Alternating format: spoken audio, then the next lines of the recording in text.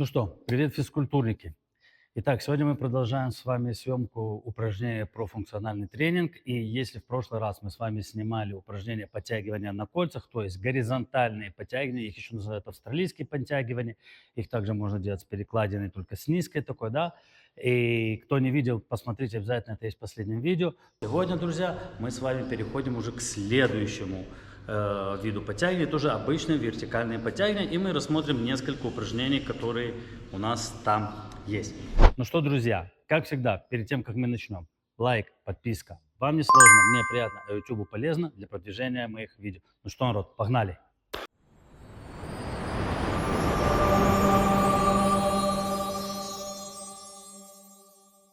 Итак, друзья, первое упражнение, которое мы с вами рассмотрим, это самое обычное для самых начинающих, которые вообще даже не знают, как выглядит перекладина и что с ней надо делать.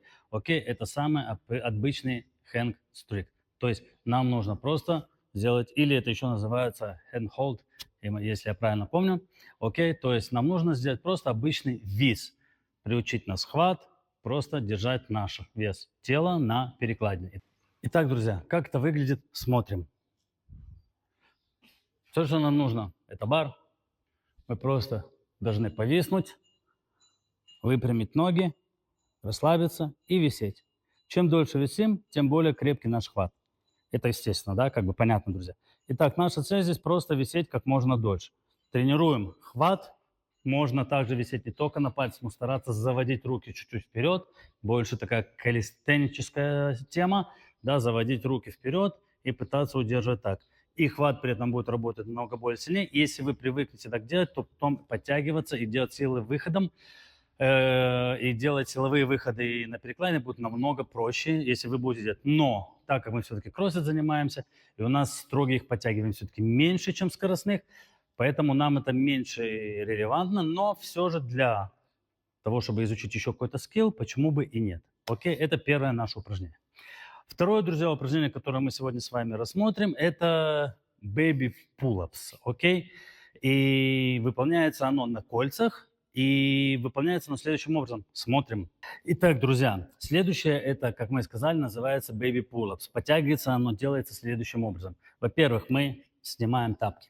Во-вторых, когда мы садимся на пол, то, что мы должны сделать, друзья, это сесть так, чтобы пальцы смотрели назад. Ни в коем случае не толкаться пальцами, а именно назад. То есть мы, когда будем подтягиваться, мы будем помогать немного ногами, потому что, в общем-то, это упражнение такое начинающее для тех, кто совсем не умеет подтягиваться. И если они будут просто толкаться носками, то, естественно, руками они там практически не будут ничего помогать. Это работает все очень психологически, очень тяжело заставить себя тянуть руками, когда у тебя ноги достаточно сильнее, и ты можешь просто вставая помогать себе ногами, да. Но если мы пальцы уводим назад и пытаемся сделать вот именно поинт, как прямо балерины, то там очень больно пальцем. И когда пальцем становится больно, хочешь не хочешь, начинаешь сильнее тянуть руками. Окей, психологически это очень хорошо работает, это хорошо помогает. И, как я сказал, это очень классное упражнение для тех, кто только начинает. То есть, друзья, мы сели вот таким образом, окей, носки завели назад, руки вытянули и подтягиваемся и опускаемся обратно. Подтягиваемся и опускаемся обратно. Окей, и сбоку, к сожалению, я попробую вот так вам показать сейчас. Вот мы сидим, носки назад. Обязательно, когда садитесь, садитесь так, чтобы ваши носки были, вот если кольца висят ровно, были под кольцами, окей, чтобы не были там где-то вперед, назад, не убегали. Сидите ровно и, подтянувшись, носки назад, опускаемся обратно. Подтянулись, носки сзади, да, опускаемся обратно. Так как мне это несложно делать, так я умею подтягиваться, то, естественно, я просто держу руками и боли не чувствую в пальцах.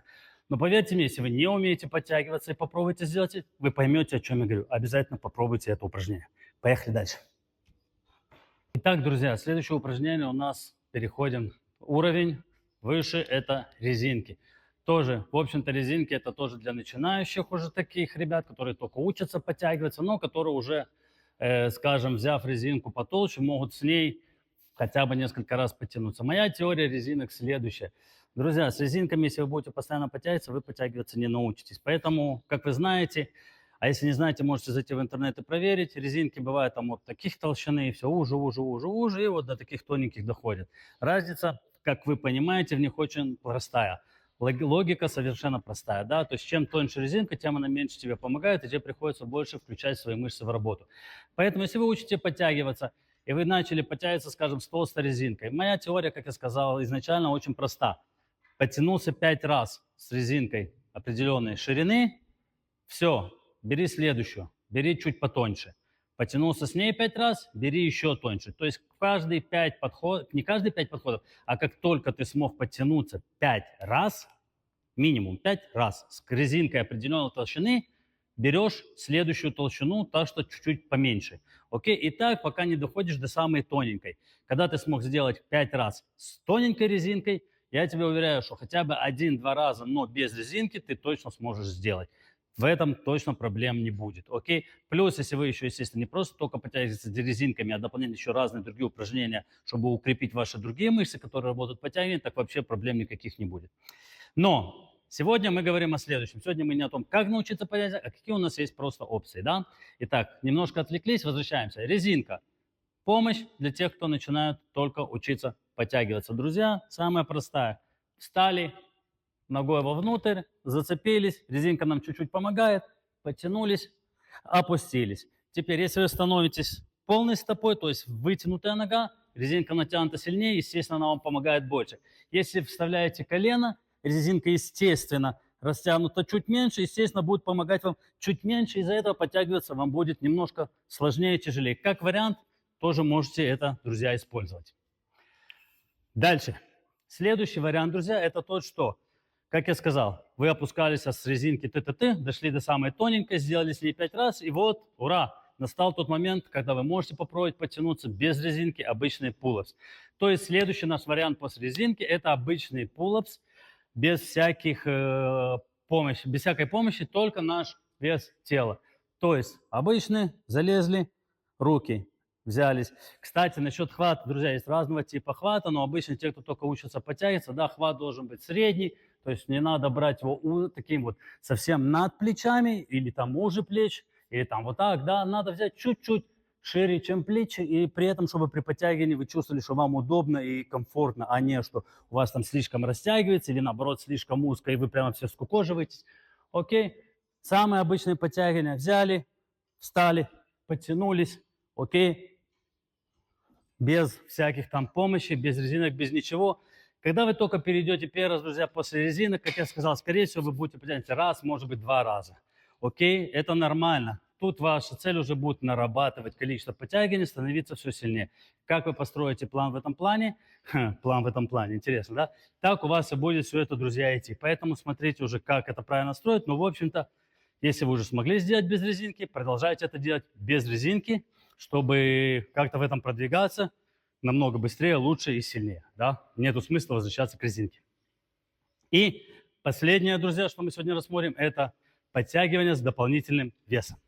Итак, друзья, подтягивание с дополнительным весом. Я, к сожалению, не знаю, куда дели ремень с этим, который, но наверняка вы знаете, а кто не знает, есть специальные ремни с цепью, на которые можно прицепить любой груз и с ним подтягиваться. Можно просто взять цепь и зацепить за нее, можно взять просто какой-то длинный ремень, зацепить крюки и подцепить. То есть вариантов, как подтягиваться, есть много.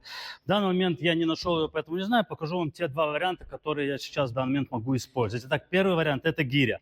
Да, можно просто вот так вот зацепить ее за носки, особенно если это только начиная, вы только в самом начале относительно, да. То есть вы уже умеете подтягиваться, но только переходите работать с весами.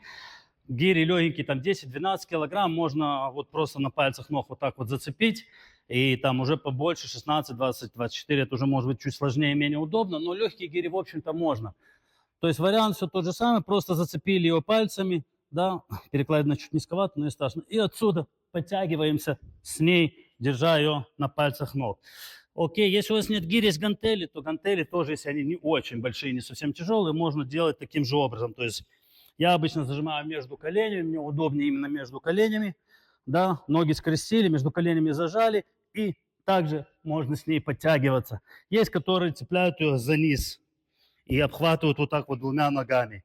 Как вариант, то есть обхватывается она вот таким вот образом, как вариант, и тоже подтягивается. Не знаю, мне такой вариант менее удобный, мне легче зацепить между коленями, скрестить ноги, и так легче с ней подтягиваться. Но это лично для меня.